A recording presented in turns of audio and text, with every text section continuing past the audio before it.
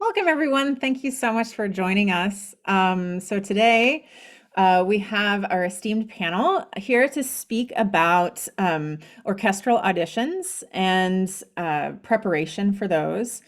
This is for our audition month for the social media committee. So I really appreciate all of your time. So thank you to our panelists. I'd like to start just a moment to give everybody kind of a little bit of space to introduce themselves and just say a little bit about your experience. Jerry, would you like to start?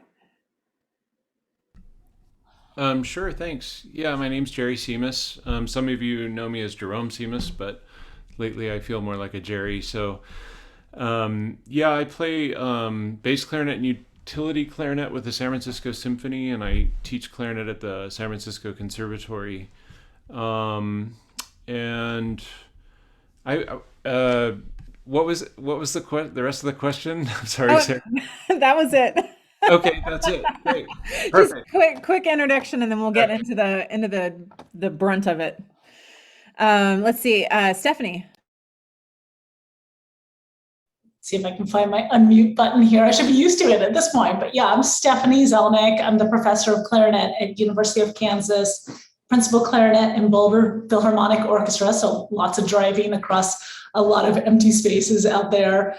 So it's great to be here with you all.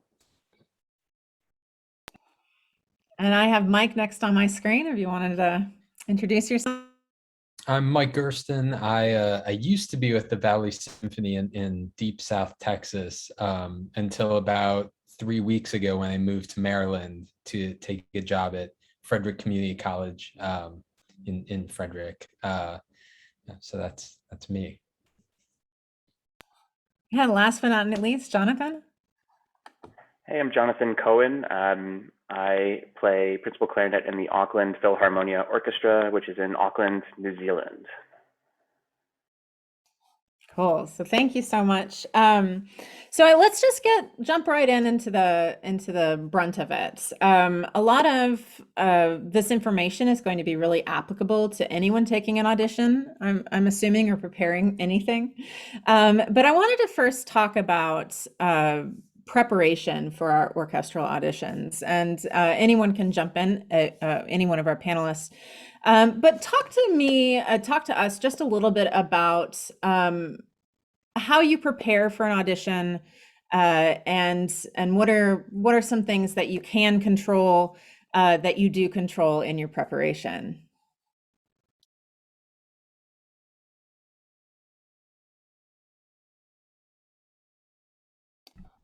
I think we're all so polite. Nobody wants to go first. I went first last time, so maybe we go in reverse order. How does that sound? Oh, okay, well, that puts me on the spot. Okay. Um, I mean, I think I've taken so many auditions at this point. I feel like I've tried lots of different ways. It sort of kind of has become a more distilled process for me, I think, over the years. But I think generally, the excerpts are not particularly new after a certain point. We know the excerpts, but the process of preparing them every time seems to be necessary for me at least. So I generally try to prepare at least a month, hopefully a lot more, depending on how much I'm working at the time. I've taken auditions in school and as a freelancer and while playing a job as well. So I feel like there's always different kind of strains at the time. Um, but I think generally about a month in advance and then constant recording all the time. And I've just found that recording for me is just the most important part of the process of preparation, really, and playing for other people, really.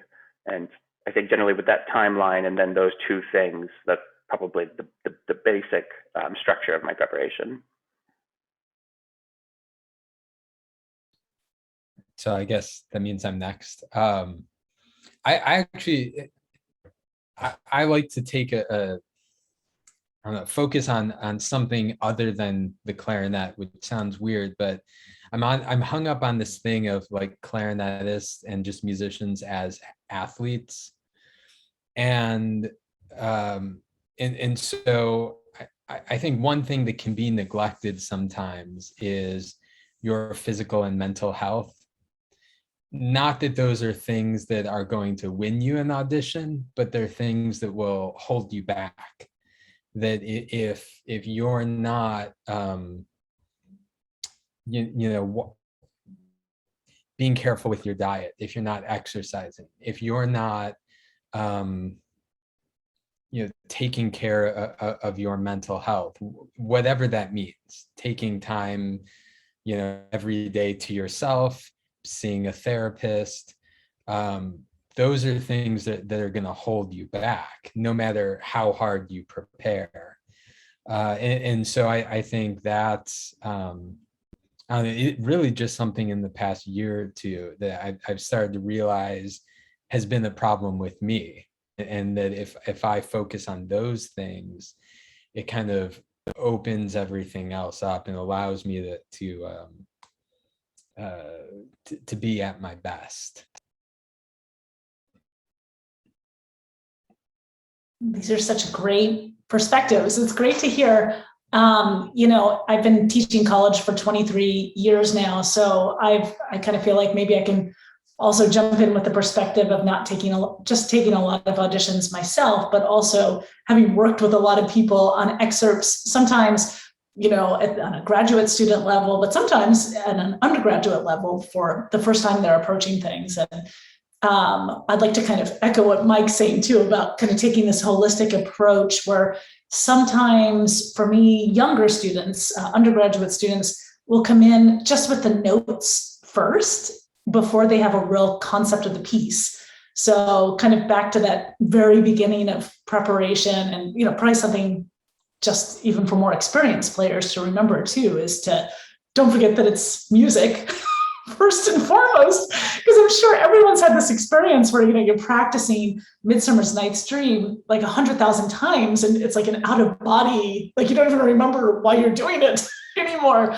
So to start, with a lot of score study, a lot of listening, and so you really know the context and what you want to create before you even start the notes. And then with my students and myself, when I've taken auditions too, I try to go through a pretty organized, for me, it takes about 6 weeks or so to feel really comfortable. I tend to get really nervous on auditions. So it takes me between 6 weeks and 8 weeks of sort of manic practicing.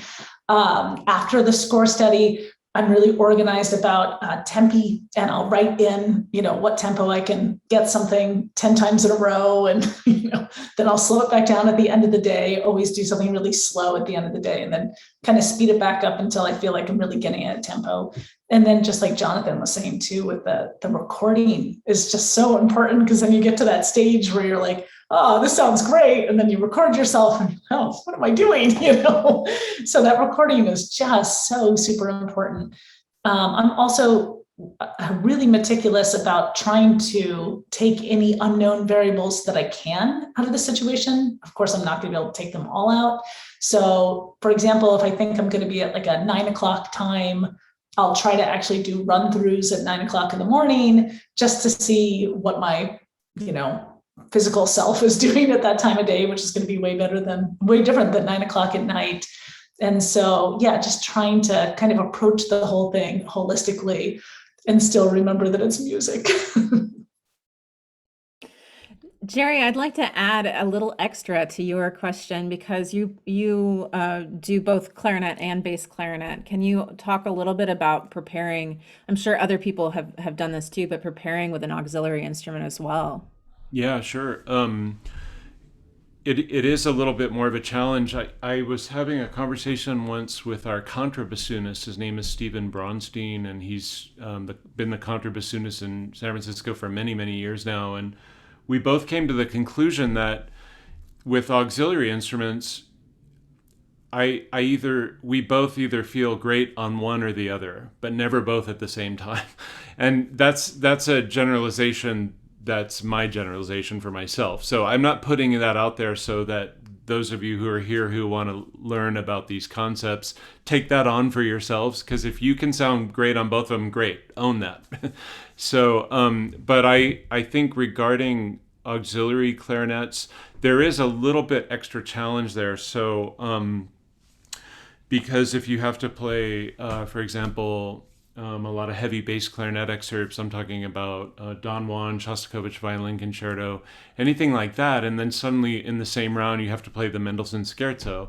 That's incredibly challenging. And so that's definitely something you have to mix into your preparation, is going back and forth between the two instruments almost at random. That's good training to be able to do that, just to switch your technique around a little bit. And certainly, I mean, everybody's ideas are so great. I totally agree with what everyone's saying. The one thing I think that's most important when you're preparing for auditions on any instrument is that you really stay on top of your fundamentals. So if you find you don't have time to thrash on, Daphnis and Chloe or whatever, and you're just not feeling it and the excerpts are too overwhelming, don't practice them. Just spend a couple of days on your fundamentals and sort of make friends with your excerpts coming from that place. I think that's time well spent, rather than feeling like, oh, I've got to just keep hammering away at these excerpts. So I found that playing a lot of long tones on bass clarinet, if anything, just sort of enhanced my B flat playing. And likewise, the facility on B flat clarinet gave me a little bit of that facility also on bass clarinet. So just kind of going back and forth between the two. But the fundamentals to me are really vital. It's wonderful. Thank you. So I want to speak a little bit about in preparation when things go wrong. Can you think of maybe pitfalls that people might have in their preparation that really block them, whether it's from a holistic standpoint or a very technical standpoint? And I'm still learning and growing with these panels, and I don't know how to do it without like a classroom, but feel free, feel free for anybody to jump in about maybe things that go wrong.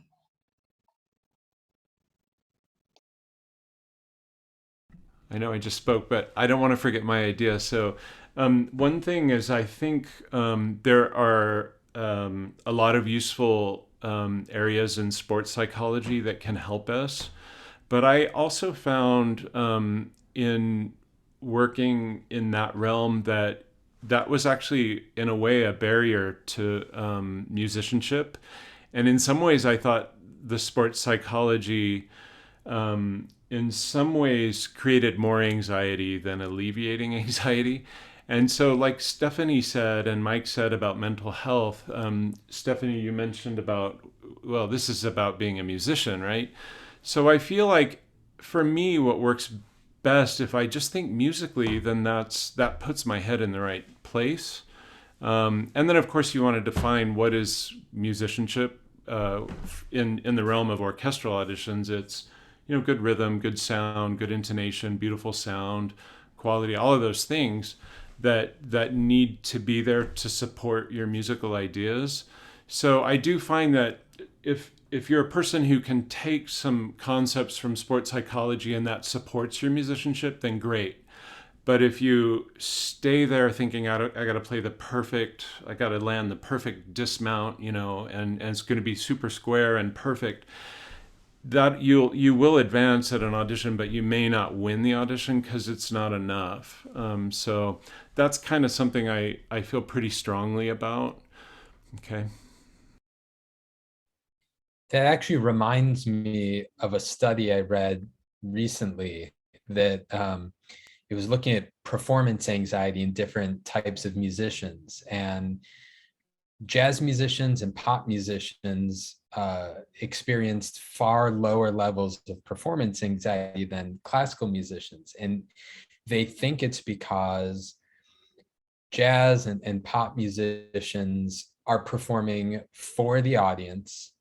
Perfection is not necessarily something they're striving for. They're striving to communicate with the audience, get a response from the audience. And of course, when you're taking an audition, you're trying to be perfect, because you're afraid if you make one little mistake, that's the end.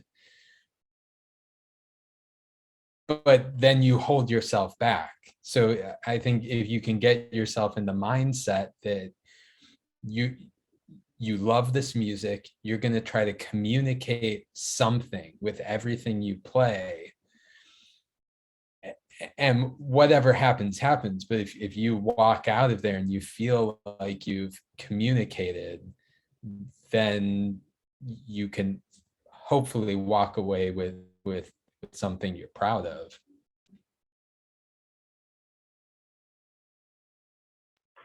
Yeah, I think those are really amazing points. Mike, I'm just kind of piggybacking on that. Like, in order to get that point across when we're playing, like some kind of musical idea, I feel like whenever teachers were telling me about excerpts, or whenever I'm coaching excerpts, like most of the time it's just telling people to do more of the things that they're already trying to do, but aren't just really coming through. And I think that the biggest pitfall that I ever experienced in auditions was just kind of thinking that I could do it alone and by myself, like record. I sound like a book record, but it's just recording. But even recording just for yourself is not enough, because I don't trust my opinion. But certainly, just playing something and thinking like, oh, that was pretty good, like from my own experience, I know that my own ears, when I'm playing, whether it's just because I'm distracted by actually, the labors of playing the clarinet for whatever reason, I don't get an accurate impression. So the most important thing throughout the process of preparing for an audition is just playing for other people, and the recording is sort of part of that too, but just never kind of doing it on your own, and certainly playing for other people than clarinet players, because we have so many idiosyncratic biases that don't make any sense to other instrumentalists. Like, we were so concerned about using fake fingerings and attacks and certain things that like a violinist won't even notice. They care about rhythm and intonation, but so it's more important that it's in tune rather than using a full fingering that sounds more beautiful to you. And so you only get that experience from playing from other instrumentalists. And the committee will have far fewer clarinet players than it will have other people of other instruments, and that's just the way it is. And it's more fun that way anyway, and it teaches you to kind of overcome the shortcomings of our own instrument, and to try to, like you said, just make it more about the music and more about the art. Just to piggyback onto all these great ideas here, I'm sure all of you have had a chance to be on the other side of the screen as well, like on a lot of committees. And knowing how it is, like if you have to listen to a lot of people for a position, you're really rooting for somebody sounding good. And that's kind of good to remember when you're auditioning as well, is that, yes, it's a tough process, but people really want to hear someone sound great. And I know that when I've been on committees and I've heard someone, even like in a first round, who really, of course, there has to be a certain level of accuracy that they know they can get the job done, but they'll do something really special. And that's it, right? It's like this kind of love match, and you'll, if you get that inspiration and that beauty, not that you can forgive any like really egregious, systemic errors that in their playing, but if there's a little bit of lapse in the accuracy, but they've got that inspiration, you want to hear more, right? You want to hear what they're gonna do. So if you can combine that inspiration and that beauty of making that moment, right? You just have to make that good moment. I remember a flute audition that I was on at one point. I was able, because of the numbering system, we didn't quite switch around the numbers. We kept the original numbers. I'm not sure if that was totally kosher, but we kind of knew who they were through the different rounds. And I was like, oh, number 7, right? And I was just such a fan through 4 different rounds. And, just to remember that the committee wants you to sound good. They want to hear something that's great. That kind of helps, also, like you're all saying about just thinking about the music, that people just want to hear good music. And you are playing, it seems weird to play these excerpts kind of out of context, but you are playing the best moments in the clarinet repertoire. And if you just think of it like that, instead of like some scary test, it's like, I get to play all this great music for a really knowledgeable committee that just wants me to do well. That seems to kind of allay some of the nerves a little bit. Great. I have one more quick question, kind of a technical question about preparation. Um, we've all mentioned, getting opinions from others, a score study, listening, listening, listening. And not everybody needs to answer this, but does anybody have any advice for, say you're auditioning for a very obviously a specific orchestra? What recordings, how do you pick the interpretation? How do you decide what kind of musicality you want to bring to the table? Because I know it's a factor. Any thoughts on that?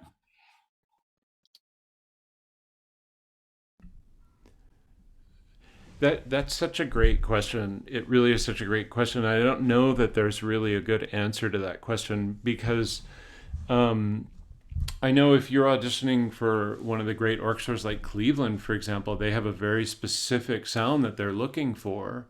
You would do well, any of us would do well to study all of the great recordings by the Cleveland Orchestra or the Vienna Philharmonic or what have you. You almost can't really go wrong by studying those recordings because certain recordings really are sort of the standard bearer of what you would expect a Beethoven symphony or something to sound like. So, I mean, you could really, it's an important point because I think it's important to be discerning. And that really is an important component to anyone's musicianship. I think we all have an idea of what we want the clarinet to sound like. But do we all want to sound alike? So it's a real tricky thing to pin down. It's almost impossible to pin that down. And it really comes down to getting your excerpts to the level where they're presented with tremendous conviction. And I believe this is how it goes. And frankly, when you get your excerpts to that level, that is really kind of where you want to be, provided you've been discerning in your preparation and objective with recording yourself and playing for musicians whose ears and sense of taste and style you trust. So that I think it boils down to being very discerning about how you want to present yourself and who you admire as a player. So, yeah.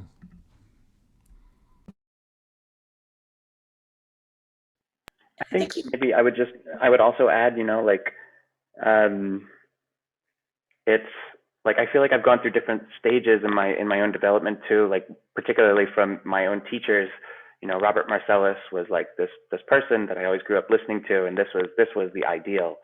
And it's not really the same anymore, and the clarinet sound is so much more homogenous in the United States, certainly in a lot of ways, throughout many different orchestras, but I think just in terms of my own ideas about how the excerpts should sound, I think that like people can win auditions who can precisely imitate other people that they've heard. And that is one way to win an audition for sure.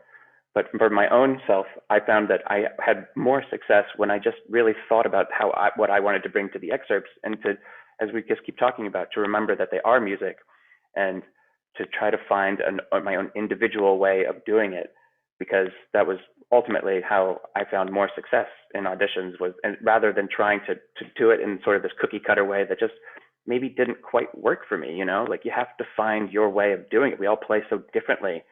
Surely we can't play it musically the same either. So, it's about really being dedicated to finding that particular way of doing it.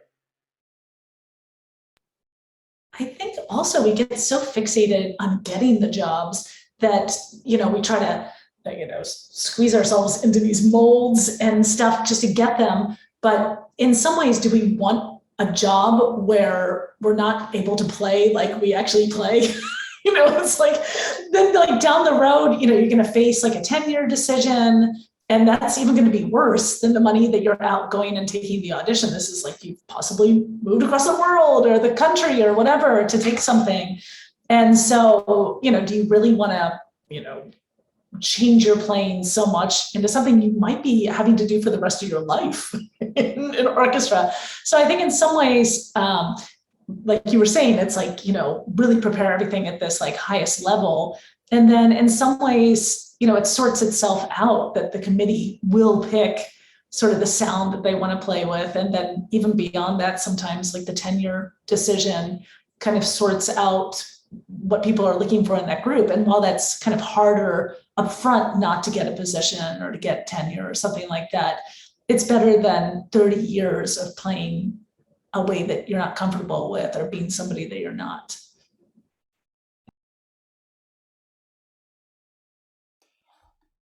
Great, thank you. So I'd like to move us, and Mike, I'm going to pick on you as we transition from preparation to the actual audition day. And the one of the things, Mike, my first introduction to you was actually a presentation that you gave during this past Clarinet Fest about preparing for the unpreparable.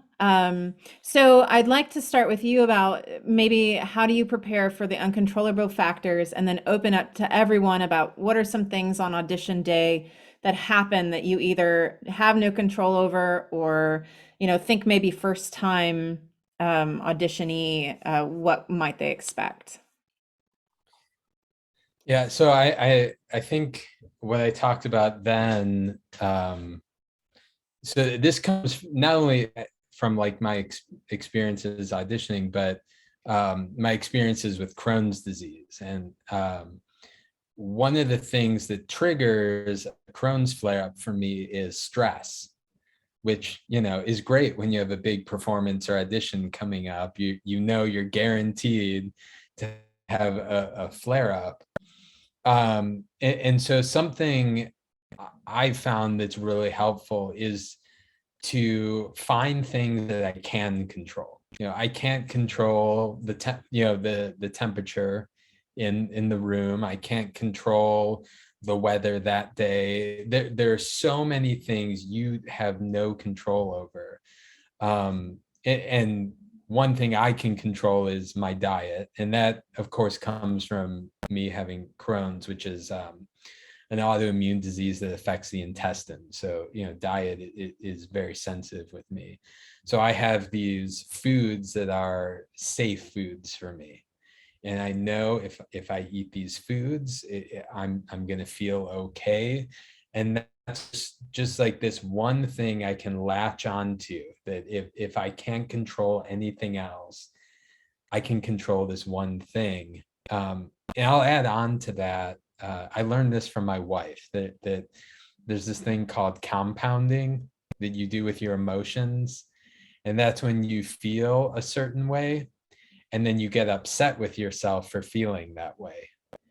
And I sort of alluded to this before, but I can't imagine there's anybody alive who has taken an audition and wasn't nervous. In fact, I imagine that if you're not nervous, that means something's wrong, or you're in the wrong career, because being nervous means you care. But the worst thing you can do then is say, "Oh my God, I can't believe I'm nervous," or like, I'm just doing. It's an audition for a really small orchestra. I shouldn't be this nervous. It's not like it's a big time, tier one, and so now you're nervous and you're angry at yourself for being nervous. So if you sort of embrace the nerves and be like, being nervous means I care, and that's a good thing. And then you have the at least one thing that you can control, you can hold on to. I think those are very helpful things going into that audition on the day of.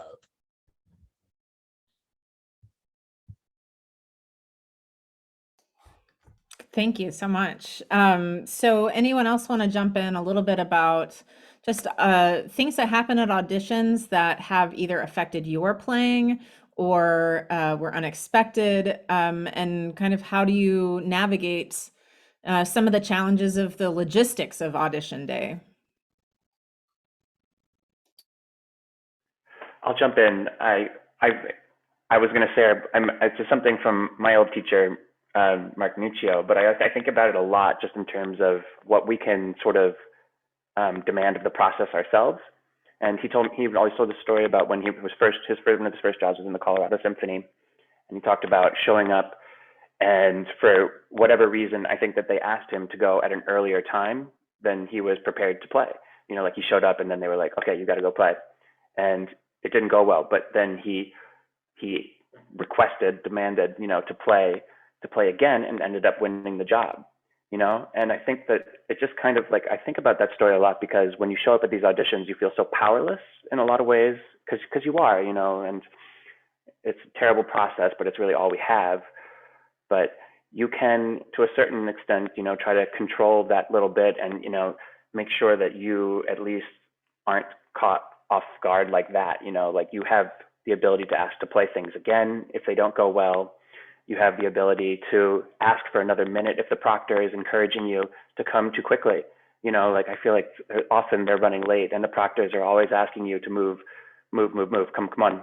And, you just have to be like, hold on, I just need to try this read one more time, and until you feel really ready to go play, to a certain reasonable extent, you don't want to be a diva either, but to just kind of cut out your own time in your own way as much as you can. I think also just kind of preparing for the length of the day, even just kind of piggybacking on what Mike was saying about like dietary considerations and stuff too, is, you might be there all day. So take, lots of snacks, lots of water, and something to read, because, you might or might not want to engage in conversations with other candidates there. And, that's a whole psychological warfare kind of situation. Sometimes it's not. Like sometimes I've talked to people in between rounds who have actually calmed me down. It's taken my mind off it's really humanized the process. When I was a student at Aspen Music Festival years ago, they would always, give us this thing that was like, don't talk to anyone, you just go in and and for me, I'm kind of a communicative person. So it actually kind of calmed me down to have these conversations, but with the right people, right? And at the right time. And also making sure that you're taking time to really stay centered on what you're doing, on your prep, listen to your excerpts if you want to, on headphones or whatever it takes to kind of calm yourself down, that this will be multiple rounds. So to keep yourself hydrated, to keep yourself fed, to keep yourself, maybe just go outside and don't just sit in the hallways there, for 9 hours or however long it takes, just to kind of keep your sanity on the day itself. And then the one other thing about on the day itself too is, I know sometimes just practicing, this is such a simple thing, but just practicing too fast and frantically at the audition site, and then, you'll hear people in all these different rooms and everyone's going really, really, really fast on everything. And just, making sure that you kind of keep your slow, methodical sort of Zen outlook on things, I think is really important. One thing that just looking back over all the auditions I took was, it seemed like around every audition, there's a lot of sort of noise. There's a lot of kind of rumors, and they're looking for this or they're looking for that. And that never ends up happening. And having sat on maybe like 10 committees now here in San Francisco, I can tell you the committee wants the best person, and and that can mean different things. That can be defined in different ways. Maybe not the most perfect execution, but wow, they played that phrase so beautifully, and their technique was amazing in this other excerpt. Okay, they biffed that one high note, or they screwed that up, whatever. And I can tell you that almost without exception, any candidate who's just sounding really, really good, committees, if they're very forgiving of any kind of blemish or mistake. And so and also to talk a little bit about what Jonathan was saying, advocate for yourself. If you're feeling pressured, that's great, Jonathan. Thanks for bringing that up, because it's so important that you are auditioning on your terms. And when you're auditioning, it's also, you can tell who's really kind of amped up from the committee side, because they'll just jump from excerpt to excerpt. And in a way, what you're kind of proving a certain robotic approach, like, look, I'm so prepared. And I think it's good between excerpts to let the room breathe a little bit, to give yourself a second on your terms to then think about the style of the next excerpt, that you're going to set the stage for how you communicate the musical content of that next excerpt. So, and I guess finally, here's something I did get from sports psychology that I thought was very helpful. You could be having the worst day of your life that morning. Your Uber ride didn't come, you're late, you're frantic, you're whatever. And really all that matters is, like, when you are about to walk on stage, that you find your sense of poise and your composure. And that focus is going to come for you if you're prepared in the right way. So these are all such amazing comments. I kind of wish I had this thing I could have gone to when I was in my late 20s or whatever. So yeah, good stuff. Thanks. Thank you. Before I get on to more of the questions that I prepared, we actually had someone ask, and I think this is a perfect time to kind of bring this up. So Benjamin asked, from a logistics communication standpoint, what are some things that help an audition go smoothly? And do you remember any auditions you've taken that felt particularly well organized? So what are things that go well, and and how does that affect your audition?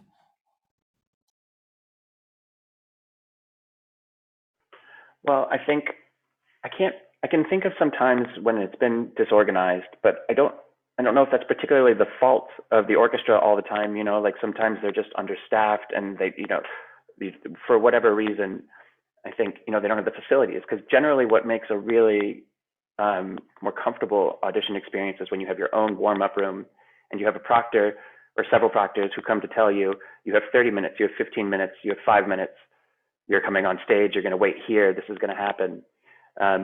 When all of those things happen, I've felt more comfortable. I know what's going to happen. And the opposite is true when I warm up in a group warm-up room and then maybe even have to go straight onto, a completely dry stage or something after this like reverberant rehearsal space. And that's part of the stuff that's just out of your control. But that's other things that you can put into your preparation so that you don't get phased by it on the day. But as long as if I could just have more people telling me what exactly is going to happen on the audition day in the time frame that it's going to happen, I think I'd feel more comfortable.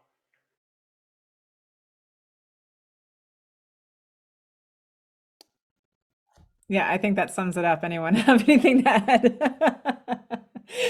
A well-run logistical audition, you don't even notice that it was that well run. You have no complaints when you left.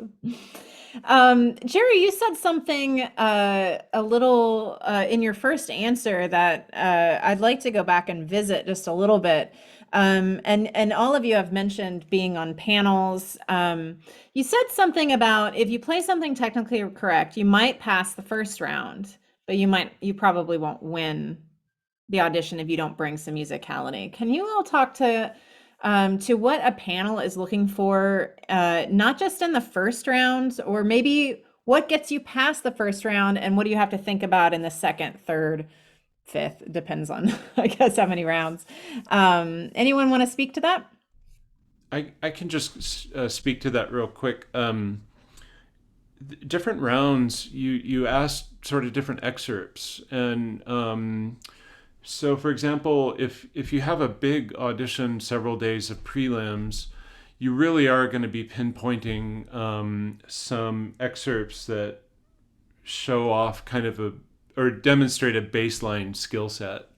So, for example, for clarinet, Beethoven 6 would be the perfect thing. We want to hear a certain kind of classical articulation, good rhythm. Can you do the diminuendo?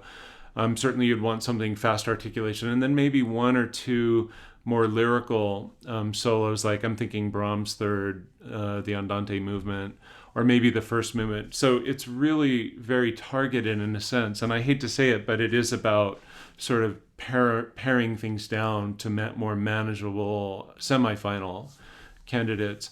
Then as the audition progresses, you're going to be asking for probably a bigger variety of styles of excerpts. So then it's an opportunity to see what the candidate can bring to an excerpt like Galanta dances or something like that, that's a little bit more personal and really shows off a person's more personal sense of musicality.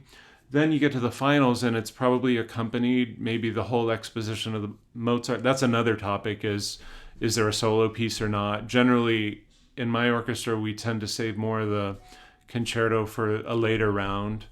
And then we're going to ask for, Rhapsody in Blue or something that's really, something that really gives a candidate an opportunity to really show off.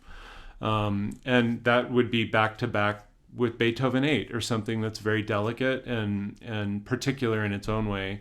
So I also want to clarify that earlier what I said, certainly preparing your audition so that it's in the box is the great baseline. We all need to get to that point. There's no doubt. So I do want to clarify that.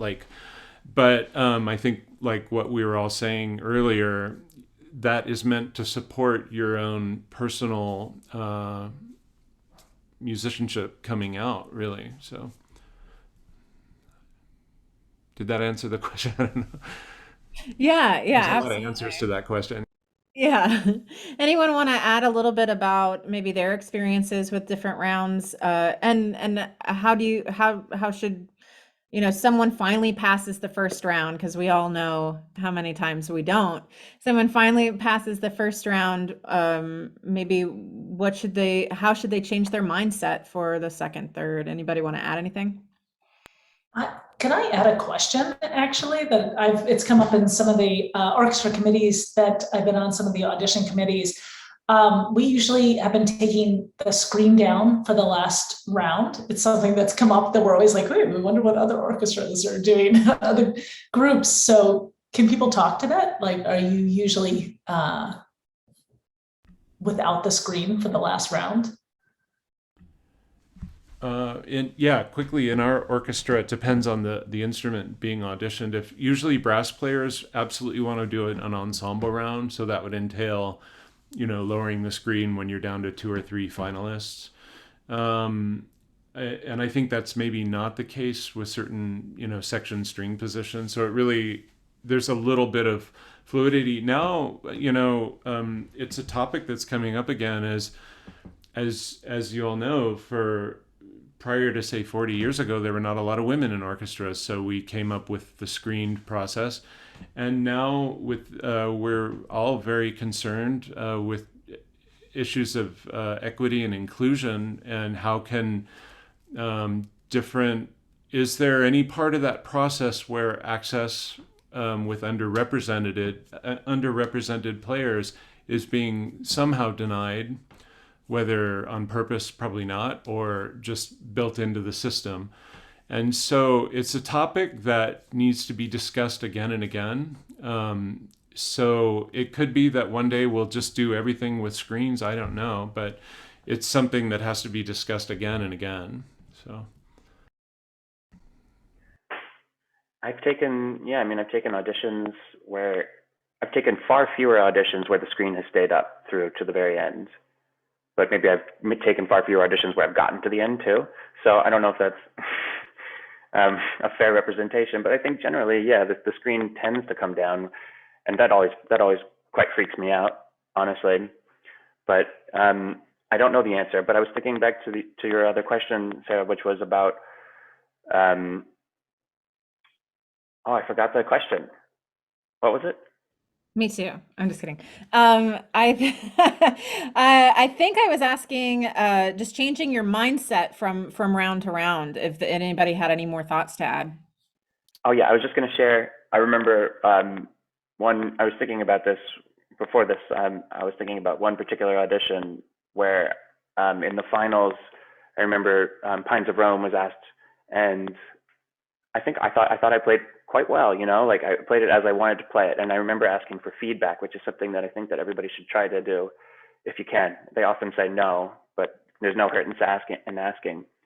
But one of the people on the panel told me that the person who ended up winning in the finals, it was just down to a few people, had played the Pines of Rome so softly that it was just the most beautiful thing they'd ever heard. And I think about that a lot, because it's, especially in that later round, it's about exaggeration in certain ways, and it may not appeal to everybody.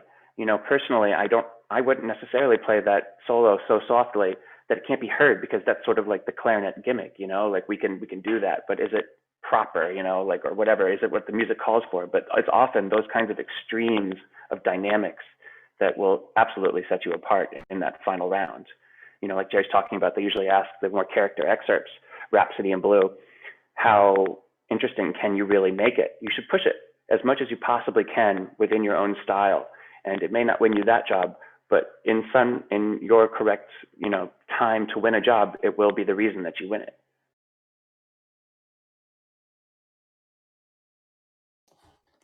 Thank you. Thank you. So I want to play with the last bit before we kind of open it up for any questions that anybody might have. I want to talk about some what ifs. We all, I think, before you get your full-time job, just no matter what it is in music, you have to do it a lot. And what I've heard from our panel is they've auditioned a lot in their lives, for probably many different things. And so I want to talk a little bit first about not passing the first round. A clarinetist has prepared the best they can. They, prepared for the uncontrollable. They prepared for the controllable. They did everything they were supposed to do. They go in, they play, they're cut. What advice might you give someone who has experienced that kind of discouragement, either from a mental health point or maybe from a what to do next point? I actually think the last thing Jonathan just said is a really good segue, because he said it was something like, when it's your time to win, that sometimes it's just like, it's like the right fit, and I love my sports metaphors. And, I've been watching a lot of baseball, and it's like you have a pitcher who, one day throws a no-hitter, and then his next outing, gives up 5 runs in 3 innings. Sometimes it's your day, sometimes it's not. And when a pitcher has one of those terrible games, they don't quit. They don't like go into the dugout and bury their head. It's like, okay, move on to the next game, because that next game could be your no-hitter. So I thought that was a great point for this question. I remember David Krakauer once said that Leon Rashinoff said that Rashinoff would always teach to what the student did well. And he would say, okay, so let's say there was a page that everything was apocalyptic. So he would find the one thing that was good. And instead of saying, oh, you did 90% of this badly, he would say, oh, this right here, that was great. Let's make everything like this good moment. And what a cool way to think about it. And, something I always think about when I'm teaching is, our relationship with ourselves is really the most important relationship that we're going to have in our lives. We really are going to come into this world on our own and go on our own. And, no matter our partnerships or friendships, we're going to be on our own. And I think I see this as I'm teaching, and I see this in my own life too, just building that positive relationship, is that it's almost like a cognitive behavioral therapy thing. That if you start taking a bunch of auditions and not doing well, or not passing the first round or something like that, it's so easy just to start turning it into that negative relationship with yourself. Like, oh, and then I'm cursed, and they're all going to know I'm always cursed. It's a great tragedy of my life. Instead of just being like, well, that was a thing that just happened, and the universe isn't against me, and it doesn't mean I'm not supposed to be a clarinetist, but just having that fortitude and that good relationship with yourself to tell yourself what you did right in that circumstance. Well, okay, my Mendelssohn was really clean, and I definitely need to go work on deafness a little bit more, and but rewarding yourself for the things that you did well, which I think is something that's so hard to do as performers. I'm sure we all do that you do an entire performance and you don't think about the 95% of it you did well. You think about the 5% or 2% or whatever that you didn't do well.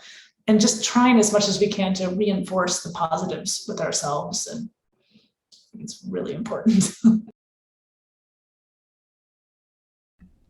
I think there's that's so great. And I think there's also a lot of useful information when things don't go your way. I think after a few days or something, maybe you can sit down and be honest with yourself and say, well, what needs a little brushing up here? Or what was my experience in my body? Was I so freaked out and so keyed up or what have you that I just didn't put my best foot forward? And again, that's just useful information. That's stuff you can learn from. And then, just get back on the horse. I think for younger college students, if you can, if you're in a position where you can do this or figure out a way to do this, I think nothing really trains you better for those experiences than putting yourself in that position. So when you're at school, take all of those seating auditions really seriously at the beginning of the school year. If you can, audition for some summer festivals, get those lists going from earlier on in your studies, and fill out those applications. I know they're not cheap though. That's the problem. They're $50-$75 to apply for a festival. And when you're a student, that's not so great. But, if you can get out there and look for opportunities, and it doesn't only have to be orchestral. If there's some local, piano clubs or whatever that are doing solo competitions for younger people, those are just really great to put yourself out there. So create those kind of experiences that approximate what a professional audition might be like. It's very important. Jared, can I also just say that, there's so much grant money at universities to take those opportunities. And sometimes this grant money will pay for your travel there or for your application fees. And, I think sometimes students don't realize how many resources are there to support endeavors like this. I think I have the tremendous amount of sympathy for not passing first rounds. I've not passed so many first rounds, and I think the first thing is just like, I want to give you a hug, and it's okay. You don't have to quit. It's not, it's just not the end of the world. It just wasn't your day for any multitude of reasons. But I think that my dad's grandfather, he said that, music is not for the faint of heart. And it's not, it's tragic in a lot of ways to be heartbroken so continuously. And if you can do anything else, you probably should. But if you can't do anything else, you have to love the process. And the process is auditioning. And you can get better at it, it takes a lot of time and experience. One thing I think with first rounds in particular is, if you can, I don't know if everybody advocates this, and it's maybe a little bit controversial, but I like to record them, especially in the beginning. If you can just put your phone in your pocket, you can get a real representation of what happened, because you don't necessarily know when you're all hopped up on energy and you're just playing your excerpts and hoping to God that your high D comes out in Beethoven 4 or something, or something, whatever happens. I find that very elucidating over the process of auditioning. And just like everything else, just trying to become more aware of what is actually going on behind the scenes. But really, just don't lose heart with the first rounds. It's really tough. There's so many of us. I know we probably will go just a little over. I'm sorry about this, but I want to end on a super positive note. We always, in orchestral audition stuff, we're always talking about, what it's like to, I've had someone tell me you got to go through 100 auditions before you'll win one. So you might as well get started. So what I would like to ask is, how did it feel when you won your first job? Your first full-time, or you realized you were able to support yourself? What did that feel like in the moment, so we can kind of leave on just that kind of hope?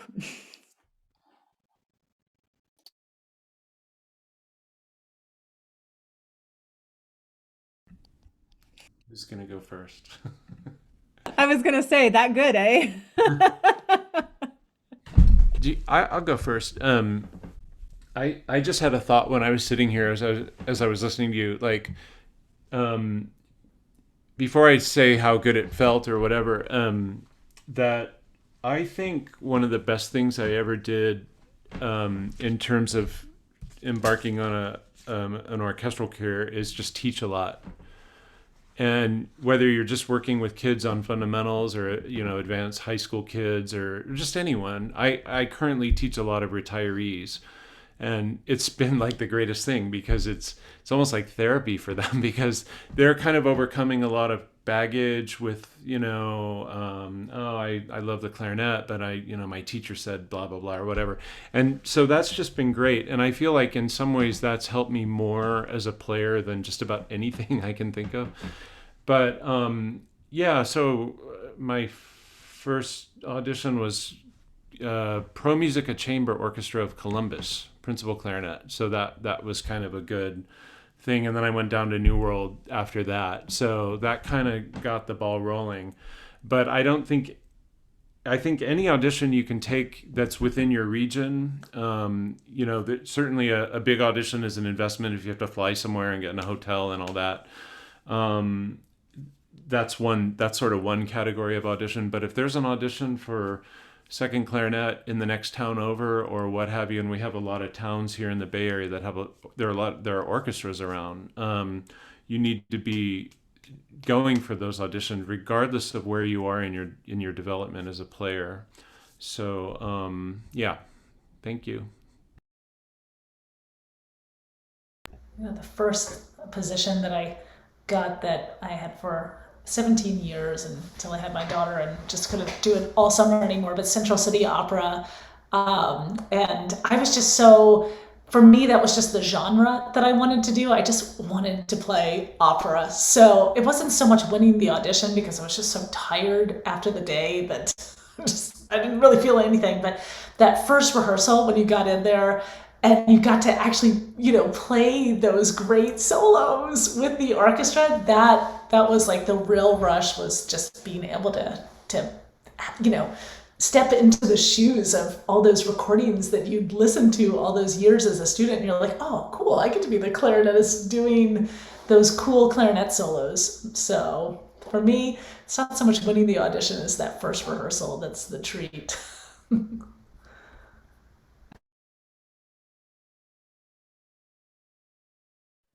Yeah, I think that's exactly it, because I was thinking, well, I just felt like relief. I'm like, oh, thank goodness that's over. But it's because it's like, oh, thank goodness that's over. Now I get to make music, because no one likes auditioning. We're doing it so we can actually play with other people and make music. So I think, yeah, it's for me, it was just, oh, thank God.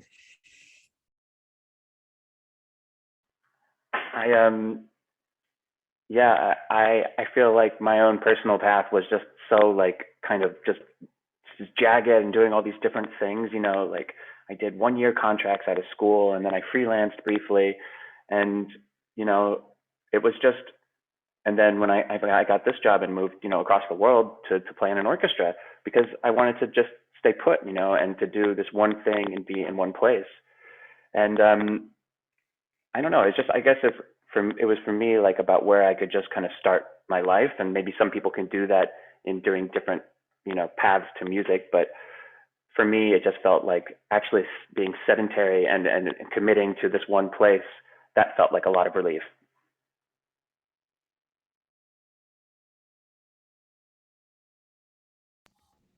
Great, thank you so much. I can echo the relief, but also just the general amazement I have every day. I don't play full-time in an orchestra, but I always wanted to teach, and every day I'm just amazed that I get to do that and people will pay me to do it. So I hope everybody who's taking auditions gets to feel that relief in their life.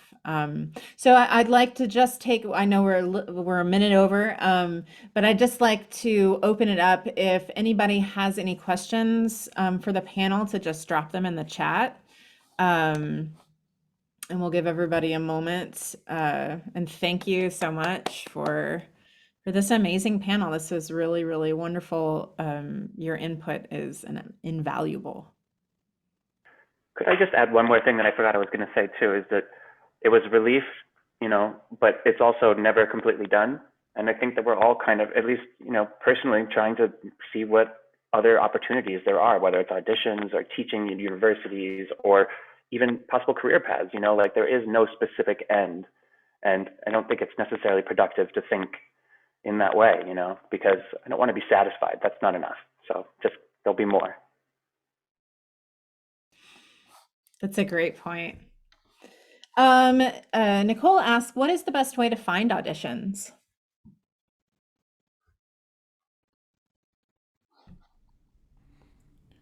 Well, we have the union, musicians union paper that announces them. And I know there are some websites. Is there something called Musical Chairs that maybe some of you guys know? But I know there are websites. And then you also just kind of hear things like, oh, so-and-so is retiring next year or whatever, from colleagues. Do you guys have any others that you can think of? I know there are websites. No, those are the places I usually go to too. And then like the word of mouth, also like you're saying that, it's like we're all so connected for better or for worse at this point. So like you said before too, you're gonna hear all sorts of things. There are some Facebook and or social media groups that are dedicated to posting auditions, though I know in the pandemic, some of them took a break because nothing was opening. So maybe they'll become more active again. But I think clarinet auditions on Facebook or something like that. Clarinet jobs. Yeah. Yeah, you're right. I haven't seen anything there in a long time. Oh, also military bands. I'm kind of promoting that with students. That's another option, and they announce those positions in the AFM journal as well. So I actually, on our YouTube, on ICA YouTube, I just did an interview about military auditions with someone who's been in the Air Force Band for 10 years. So if you're interested in military auditions, the interview with Sarah Reese was really informative. Good. Any other questions for our wonderful panel?